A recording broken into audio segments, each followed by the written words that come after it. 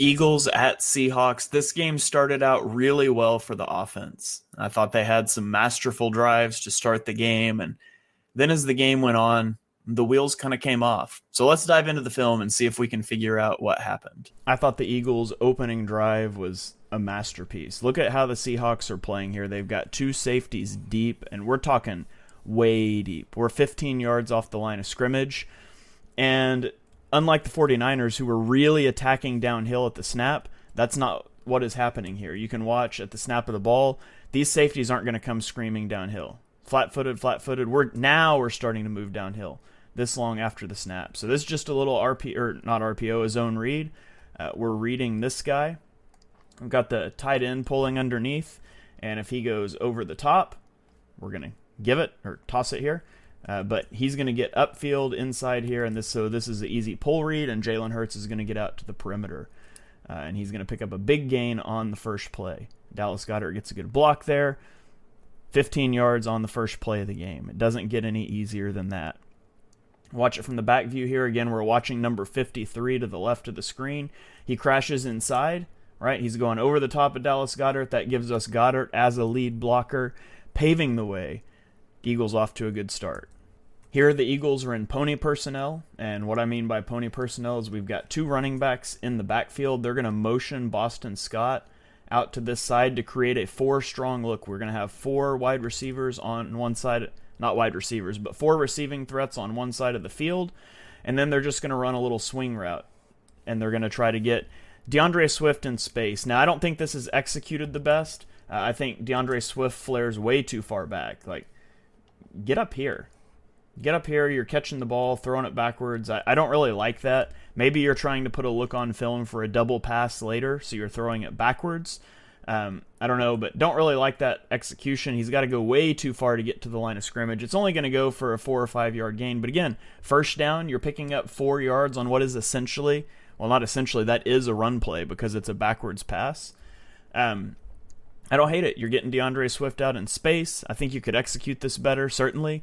But stretching the defense horizontally was an approach I really liked by the Eagles on the opening drive.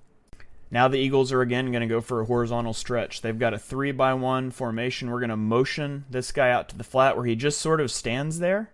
Then we get sort of a seam route and then this curl route over the middle, this little sit route. We could call this the concept. You see this 3-man route formation or combination all over the film. I'll call that out a few more times, but it works here. This is the only pass of the day it's the only pass of the opening drive that went over 8 air yards. And this is a 3rd and 9. And look, you get Dallas Goedert sitting down right here. And you're just going to throw it over here, throw him open, settles down, move the chains. Nice and easy, efficient first drive. Stretching the field again horizontally, putting that stress on these zones that the Seahawks are running. You can see from the back view here, boom, and that ball's out. Thrown to where Goddard's going to be open. Throws him open. Goddard sits down. Easy moving the chains. This time the Eagles are going to motion to empty. You get Kenny Gainwell coming to the top. Notice how the coverage just pushes. You don't get a linebacker. You don't get a linebacker following him out here. This indicates to you that you are in zone coverage. Now the Eagles are just going to run like all curls. Like if you watch this, almost everybody's just going to run a curl here. When I posted this clip on Twitter, people didn't like that design, but this is a fine concept. You know you're in zone coverage. You're just trying to horizontally stretch these zones, and you're going to find A.J. Brown sitting down over the middle. And so, this is single high. This is going to be a cover 3 zone, right? That means this guy has to be responsible for deep.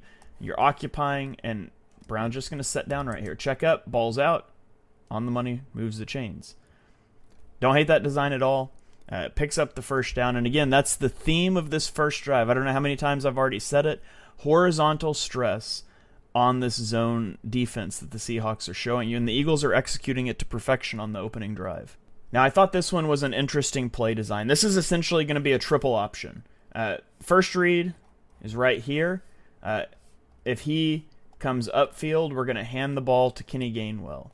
If he attacks Kenny Gainwell, we're going to pull the ball, and we're going to get out to the side. So that's the first option. Let's watch it play out. You'll see him attack upfield. Hurts is going to rightly pull this ball. Now Now we're getting outside, and basically Dallas Goedert is the pitch man. You're now running the triple option. Hurts is going to try to get upfield. If this guy dives down on him, you're going to try to pitch the ball to Dallas Goedert. A.J. Brown should be blocking this guy. You're kind of isolating number 22. Now, this doesn't really work because the linebacker is going to crash out here, and there's not any real stress on the defense. You get the pitch. Hurts doesn't take a hit. Goedert gains a yard. I think you could probably, I like this design. I think you should tinker with it a little bit. Maybe instead of having Goedert aligned out here, you get Goedert attached to the formation where he can bubble out. And now he has to be behind Hurts. He can't get in front of Hurts because the offensive line is blocking aggressively. You'll get an illegal man downfield. So this has to be backwards. But maybe you could get Goedert here and get him bubbling behind with Hurts. I don't know. It's worth playing with. Just not the best executed here, and it's mostly because the linebacker, Sua Opeta, misses on the linebacker here, and he's able to get out. And instead of it being 2-on-1, it's 2-on-2, and that's obviously not going to work. So you can watch Opeta here. Not really going to be able to tag the linebacker. And to Opeta's credit, he doesn't know whether this has been handed off or not. So he's kind of in a hard position having to play both ways. This play doesn't work. I would like to see it again with maybe just a little bit of a different twist on the design. Now, this is an interesting one. Somebody's been watching the 49ers film. We're going to get this yo-yo motion, is what I would call it, to DeAndre Swift, where he motions over here and then he swings back around. You're going to throw a screen pass. Now, on this side of the field, you're going to have Jordan Mailata pulling, and you're going to have 2 receivers blocking, so you've got 3 blockers. However, the other 4 offensive linemen all go this way, and you've got A.J. Brown, so you have 5 blockers. So I think this could go either direction. You're just playing a numbers game here. What do you like? And Hurts chooses the top. Everybody, see what I mean? Everybody comes free, but the offensive line splits. One guy goes this way, the other 4 go this way, and it's a good look. You've got single blocking here, blocker here. You basically got DeAndre Swift one-on-one with a safety if everybody picks up their blocks. Not a bad little play. Could you have gotten more if you went to the other side? I mean, you're just basing this off of pre-snap looks. We watch it play out here. Could you throw this ball to Goedert instead? Sure. I think this play could go either way. And if you throw it to Goedert, I don't know. You tell me. This guy's probably problematic. I like going to the top here, but it's interesting that this could go either way. I wonder if we'll see it go the other direction on a play over the next few weeks or in the playoffs. But here it is from the back view again. Just watch the offensive line split right here. Mailata goes left. Everybody else goes right. Everybody comes through free. Nobody turns around to play the screens. Nice little chunk there by the Eagles. And then we get Jalen Hurts calling his own number in the red zone here. You're going to pin with Landon Dickerson. You get Jason Kelsey flowing out to the edge, and Jalen Hurts is going to be able to get this in for a touchdown. Looks like there was an option to throw, probably to Swift there. So run-pass option here of some sort. You can see the offensive line doesn't fire forward. They drop back into a pass set a bit. But Hurts doesn't like what he sees, and he's able to get the edge on the linebackers. It's really good that Hurts is showing some mobility. That bodes really well for the playoffs if he can regain that rushing ability. Now, this is a play I just don't like. At the top of the screen, you've got DeAndre Swift. There's a linebacker on him. This tells us that we're in man coverage, right? You're not going to run a zone coverage with your linebacker at the boundary. He doesn't know what to do. Furthermore, we have 1 safety high, so this tells us this is cover 1 man. Now, the Eagles are going to run a double move with DeAndre Swift, a little sluggo, and they're going to try to beat a linebacker downfield. I'm perfectly fine with that. I think that's a perfectly valid thing to do. However, look at the rest of the routes on this play. Don't even watch this first. Watch the 3 guys on this side are all just going to kind of run curls, and they're all going to be in the same vicinity. Then we've got at the top of the screen in the slot, you've got your slot receiver. It's Devontae Smith is sort of running a post, a seam post, something. The problem is that's running directly at the safety, and so he's essentially double teamed. So this is DeAndre Swift or bust, and it busts. What I would rather see, as you can see, Hurts throws this, and this isn't open, but where else is he supposed to throw it? You can't throw it here. There's a safety. You got all 3 receivers right here. You just sort of put yourself in a position where pre-snap, this ball absolutely is going to DeAndre Swift. Now, what I'd rather see, let's keep this. We got a look we want. Let's try the sluggo, but if that doesn't work, why not run mesh? Run a little rub route here. High-low concept. Maybe you don't like that. Maybe you run sail. Let's get a clear out route down here, and let's get, a corner route and a little whip route. Breaking out. There's a lot of things you could do to give yourself a second option when you know it's man coverage. I don't mind the decision to try to dial up the shot. I would like for there to be somewhere for Hurts to go when it becomes obvious that this play didn't work. Like, DeAndre Swift doesn't beat the linebacker. He doesn't bite. That's fine. Have a second option. And there's just not on this play. And so I really don't like that design. Eagles need to have a better fallback plan. Here we're just going to run a little slant flat RPO. We're going to get the split zone blocking action here from the tight end. A.J. Brown on the slant route. We get Dallas Goedert out on the flat route. And we're just reading the defensive end. Does he crash down? If he does, we're reading the linebacker here because we're leaving this defensive end unblocked anyways to come out and hit the defensive end. So he stays out. That's totally fine. That's not our read. Our read was this guy. If he comes down, which he takes that step down, we open up this lane to throw the slant route. Hurts pulls the ball, gets it out on target, gets at the first down marker. I don't remember if this was a first down or not. But again, number 54 here. His first step tells us everything we need to know. Boom, he's downhill. We pull the ball, throw it right over his head. Really well executed RPO by the Eagles. And now we're going to follow that up with a zone read. We're going to get the same action, the same split zone blocking action with the tight end coming behind the line of scrimmage. We're going to read number 53. Again, you guys know how zone read works. If he attacks upfield, Hurts is going to pull. If he gets up the field to attack Hurts, you're going to give the ball off. He's going to crash on the running back right here. You hand the ball off. If you're doing some sort of scrape exchange and you get this linebacker looping, that's the responsibility of our pulling tight end, but nobody's there. Hurts is going to pull this out, get to the edge, and he gets to the first down marker on second down. Again, Hurts' mobility is huge for opening up options in the shotgun running game for this offense.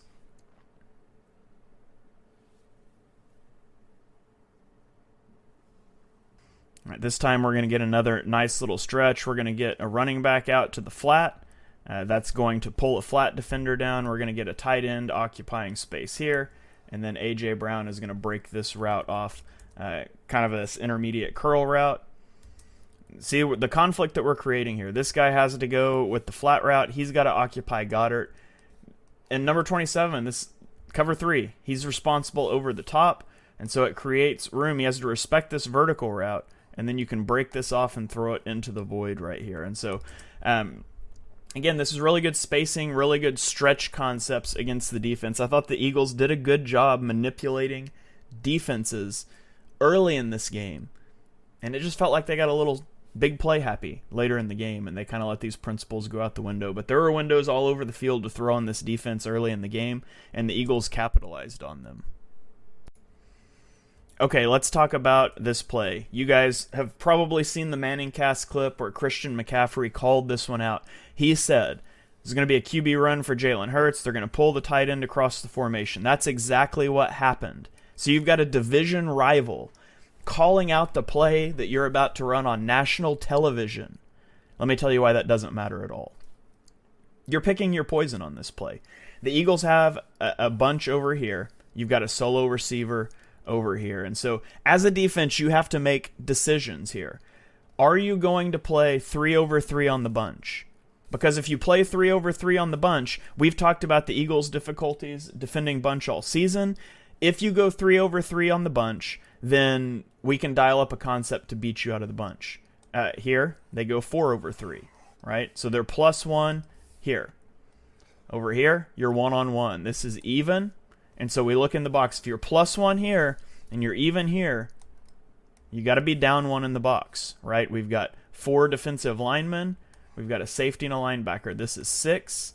The Eagles have 6 guys in the protection, and you've got Jalen Hurts. You can account for all of these guys. Now, let's say Seattle plays 3 over 3, so they're +1 in the box, and we're 3 over 3 here. We can dial up a concept for that. Let's say they're 4/3. Well, whatever.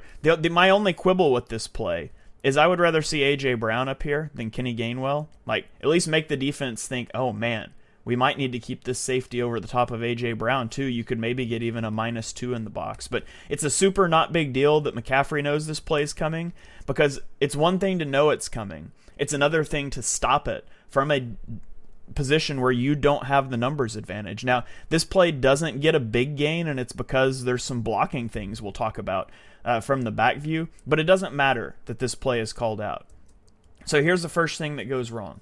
We're going to double team here, but we need to get to the second level. We've got to get up here. We've got to get someone on this linebacker, right? Jason Kelsey is going to help Sua Opeta and then work up to the safety, but Sua Opeta gets beat inside, even though he has inside help from Jason Kelsey, so you can watch this. He gets the help. How do you get shed inside from this position? He does. Swim move inside, and nobody on the backside is able to work up to the linebacker. So it doesn't matter that this play was predictable. What matters is that we're not able to work this double team, work someone up to the linebacker, and Sua Opeta gets beat inside. This is a lack of execution. It doesn't matter that the defense knew it was coming. If they did, it doesn't matter that Christian McCaffrey knew it was coming. What matters is that Sua Opeta, Jordan Mailata, and Landon Dickerson didn't execute properly, and that's why this one doesn't go for a big gain.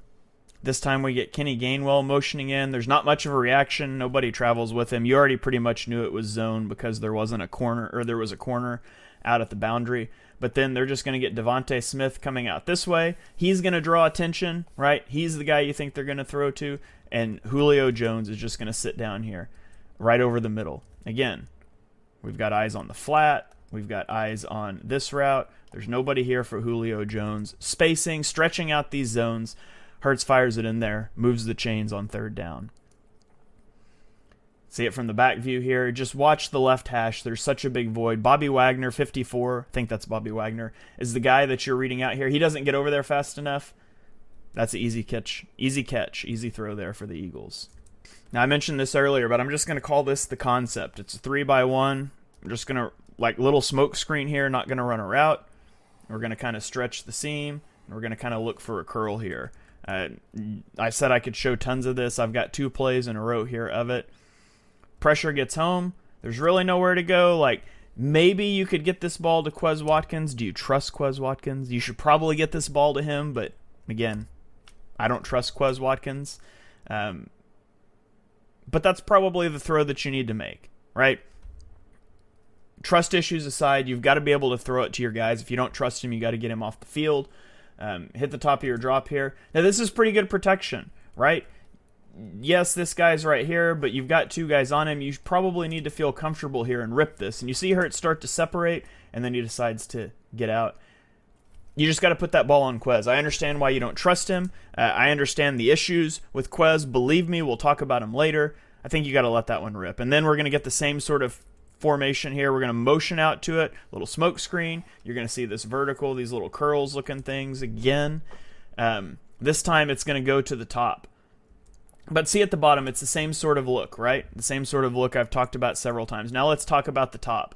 At the top, this is going to look like a high throw. A.J. Brown sort of runs this out route, breaking at the sticks.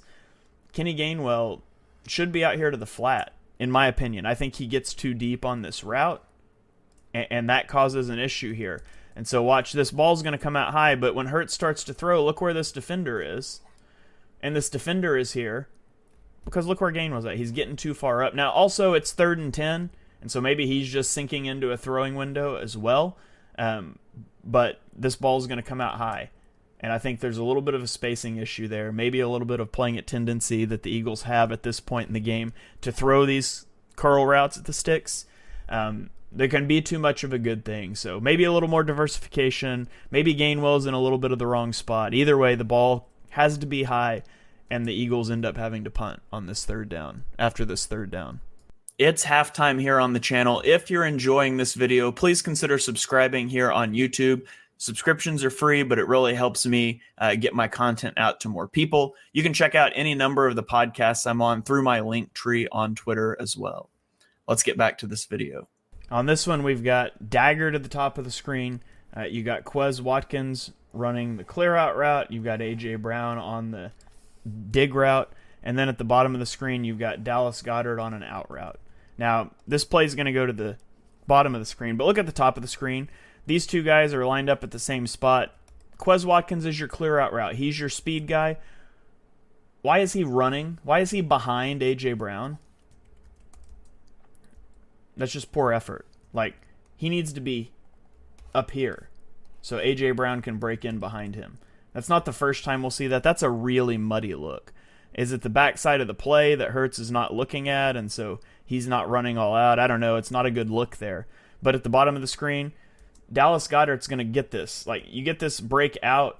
Now, it's not the clearest window to throw. There's a little bit of outside leverage, hands-on, but there's a window to put this ball out there. And I don't know, maybe Hurts wants him not to come back to the sticks a little bit.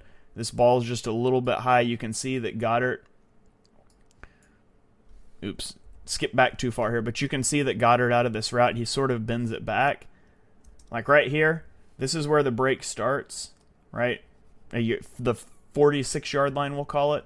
And look how he brings it back this way. Maybe Hurts wants him more to the sideline, I'm not sure. He comes up a yard, ball's a little high. Whatever that miscommunication or misfire is, it falls incomplete. So you can see from the backside here, Hurts' drop looks good. He's lined up. Cleats in the ground, rips it a little bit high. Would still like to see Goedert catch it, though. On second and long here, we see the value of a mobile quarterback. So nothing's really open here. You could try to rip this out route at the bottom of the screen to Goedert again. We've misfired on that recently. But Hurts is going to step up in the pocket, and he just takes off, turning second and long into third and short. It's the value of mobility. Your first play doesn't work. You get a built-in second play just by virtue of having a mobile quarterback. Bad look for Opeta there. Ends up on the ground, gets pancaked. Doesn't matter. Hurts gets out of the pocket for a gain. And this is where the predictability is going to really get you. The Eagles are on a third and short here. And they're going to run this all curls concept. We're just stretching horizontally, right? We're going to just have curls all over the field. We know that we can stretch their zones that way. But what happens when Seattle drops an eighth man underneath? And it allows you to play inside out on all of these. Well, nothing's going to be there. So you can see right here, we've got inside eyes on Dallas Goedert. We've got underneath on Devonta Smith. We're right here. There's nowhere to go with this football for Jalen Hurts. And now he's bailing out of the pocket. Now, okay, could you get to the top and find this? Maybe. It's three-man rush. You could stand in here, I guess. But Hurts goes into scramble mode because the initial concept, we're looking at Dallas Goedert, Devonta Smith over the middle. It's not open because they dropped a guy we didn't expect, so we're going to extend the play to the sideline. And then there's just not any real coordinated movement on a scramble drill. You're trying to throw a ball to Kenny Gainwell on the sideline. It's just all garbage. So we get the drop here. You know, again, could Hurts stand in the pocket? Yes, but for what reason? There's no design play. The design play is dead. We're going to get out in scramble mode, and unfortunately unable to create here on the scramble drill. The Eagles would have to punt. I'm going to adjust my adage of single high, let it fly. I'm going to change this to single high, throw it out, right? We get single high coverage. Everybody knows the Eagles want to attack downfield. Look at the cushion that we have here from the outside cornerback. Just snap this off into an out route. Easy pitch and catch. Gets 9 yards. This has to be the approach when teams go single high and try to bait you into taking these shots against this cushion. Just throw the ball underneath. And at times, the Eagles do a really good job of this in this game, and at other times, that we'll get to in a moment, disaster strikes. If you're going to be a spread RPO-y type of team, you got to be able to throw bubble screens. You just have to. And the Eagles are unable to. We're going to get Dallas Goedert motioning out. What we have right now is 2 blockers, 2 guys to block. And then we've got a safety that is 15 yards off the line of scrimmage that is Dallas Goedert's man. And so if this guy crashes, we're going to pull this and throw the bubble. Well, he crashes. We're not giving this. We're throwing the bubble. Again, 2 blockers. Make your blocks. Let's go get a chunk play. The Eagles just can't do it. Devonta Smith gets smoked. Or back into Dallas Goedert. Dallas Goedert takes a big shot. You simply have to be able to execute bubble screens better if you want to run this style of offense. I could show a lot of clips from this game of the Eagles throwing bubbles that didn't work. I thought this one was one of the most egregious. Here we're just going to get another curl route to Goddard. We get a little shuffle motion here from the running back. Quez Watkins just kind of is there, and we get Dallas Goedert breaking right here. And this is a fairly tight window throw, right? We've got eyes right here. We've got a linebacker or a safety, although he's dropped down, his hips are this way, and we've got a safety here. But watch how they converge on this. Hurts is separating to throw. This is the window. You've got to zip it in right here. Hurts does a good job of fitting that ball in there. Turn 2nd and 12 into 3rd and 5 or 6. Good play there by the offense. Again, you don't have to get it all back in one play. It is okay to turn 2nd and 12 into 3rd and 5. It's perfectly fine. You got to go execute on 3rd down, but you don't have to get it all in one play. This play is why Quez Watkins should not be on a football field. And no, it's not the interception. We already know you can't target Quez Watkins deep downfield. Nothing good ever happens. It's an interception. It's an incompletion. He doesn't track the ball. He doesn't fight back to the ball. That's not the issue here. The issue is you're trying to use his speed to stretch the field. You're going to run what's basically an RPO 3-level sail. You get A.J. Brown motion across the formation, release into the flat. You get the runoff route by Quez Watkins. What we're trying to set up is Devonta Smith on this out route. Now, just like I pointed out with Dagger, you got to run this route hard and get your guy off, right? This is the deep defender. He has to run with you, and now you're creating a situation where you either take the flat and leave Devonta Smith, or you take Devonta Smith and you leave the flat. But Quez Watkins just jogs off the line, just throttles down right there. This is exactly where you're supposed to be running this off, right? He throttles down at the 15-yard line. Boom, stop. Let's stop running as Devonta Smith is trying to break right here. Let's not pull this guy deep. Let's not be a team player. Let's have a lazy rep, and you almost get Devonta Smith lit up. Now, guy misses the hit. Devonta Smith makes the catch anyways. This play would have me furious in the wide receiver room if I was the wide receiver coach. That is inexcusable effort from a wide receiver. Quez Watkins should not be on the football field if this is the effort that he's going to give on plays. Get him off, put on Olamide Zaccheaus, put on Julio Jones, put on Britton Covey, I don't care, but get Quez Watkins off the field if that's the effort that he's going to show. Okay, let's take a breath, and then I'm going to get mad again. This time we're going to get Quez Watkins motioning across the formation. This is a 3rd and like 7 or 8. Now at the snap of the ball, A.J. Brown is running a vertical route. A.J. Brown has said on Twitter that he's the primary read on this play. However, he is not the only read. Primary read does not mean only read, and we're going to get Devonta Smith on this shallow crossing route. You cannot throw the vertical route against 12 yards of cushion. It's just not going to work very often. You're not going to burn this guy. At best, this is a jump ball, right? Your best case scenario is this is a jump ball. Unless he just totally bites on this double move. He doesn't. He's right in phase.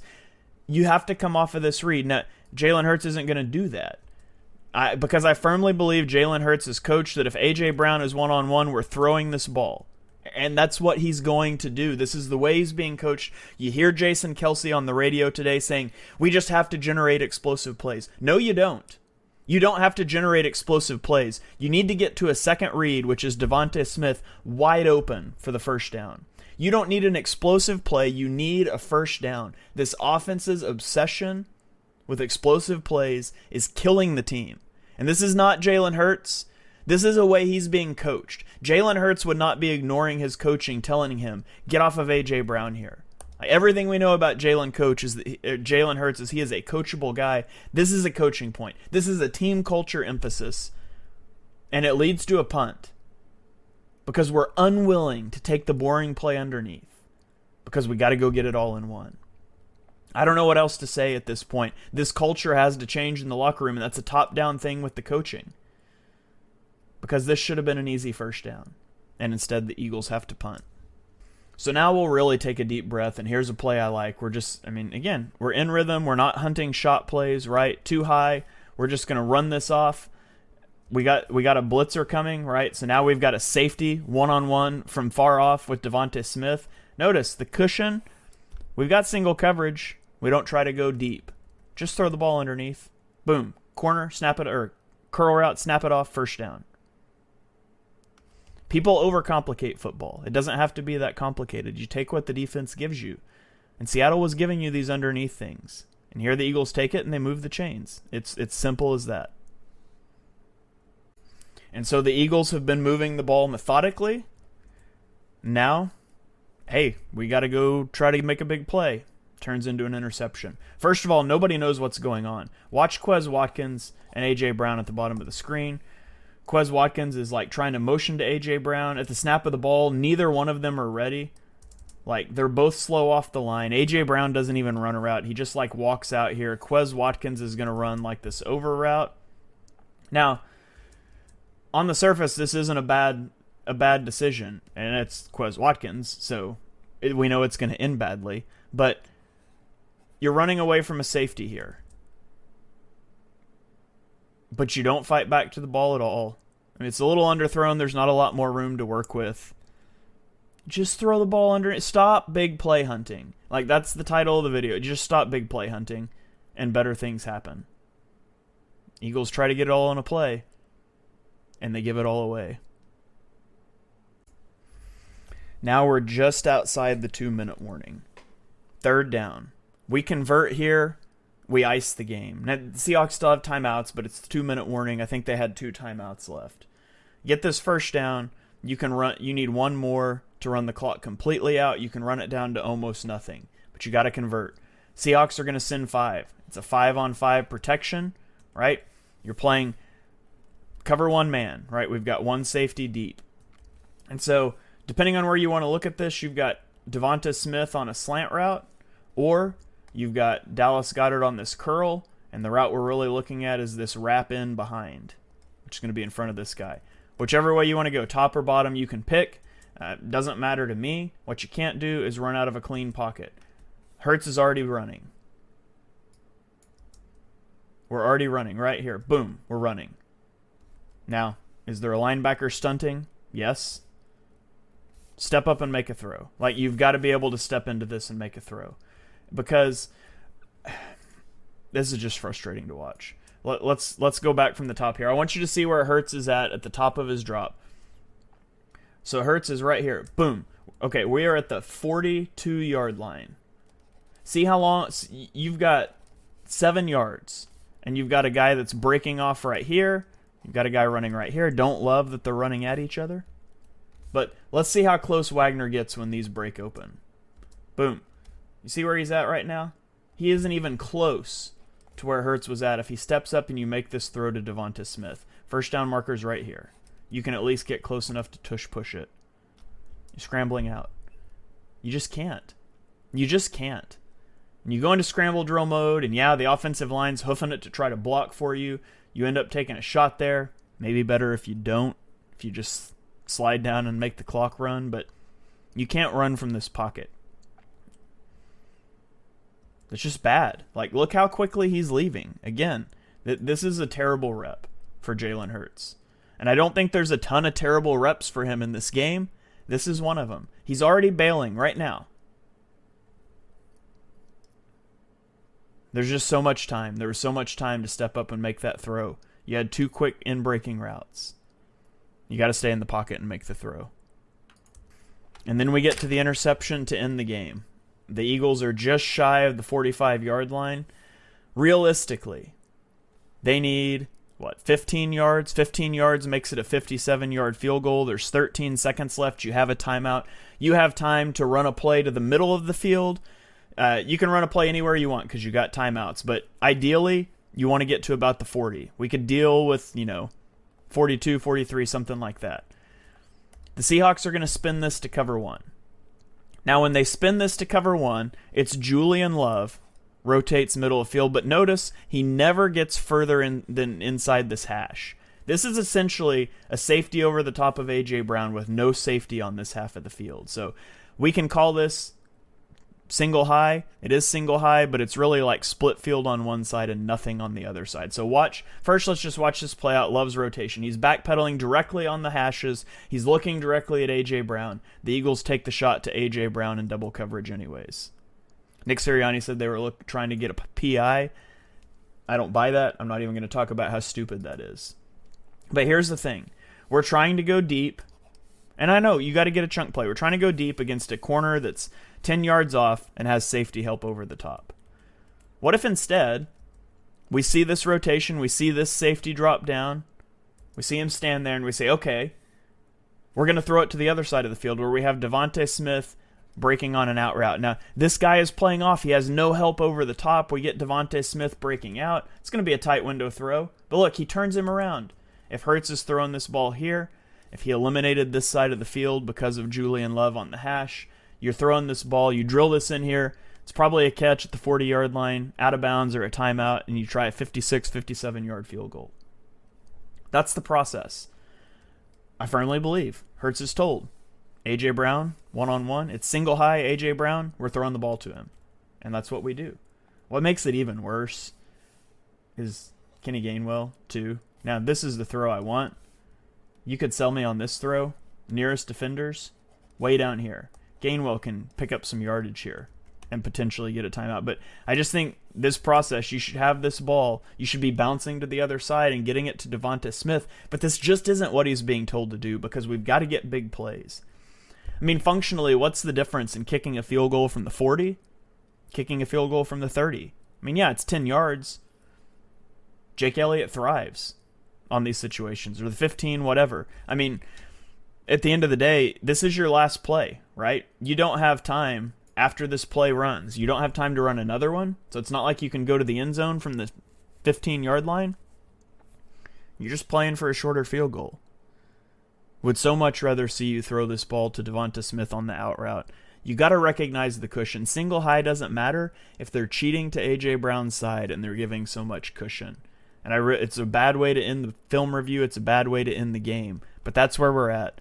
The Eagles' big play hunting. And it sounds dumb, again, to say. Big play hunting? I mean, there's 13 seconds left. They need a chunk. I know. There's just better ways to get it. Julian Love said after the game, he knew this ball was going to A.J. Brown. He never took his eyes off of him. You can see that play out on the film. And there you have it. It's a disappointing way to end the game. I thought the Eagles got too hungry for big plays. Throwing between the numbers and under 20 yards, Jalen Hurts was 9 of 12 for 80 yards and .439 EPA per play. Throwing outside the numbers, the Eagles were 8 of 17 for 63 yards, 1 interception, and negative .386 EPA per play. I think there's a pervasive culture in this Eagles offense that you have to get big plays, and that comes from the top down from coaching. It's just got to change. You have to be willing to take what the defense gives you, even if what they give you all game long is the underneath, and they don't give you the opportunity for explosive plays. 12-play touchdown drives count too.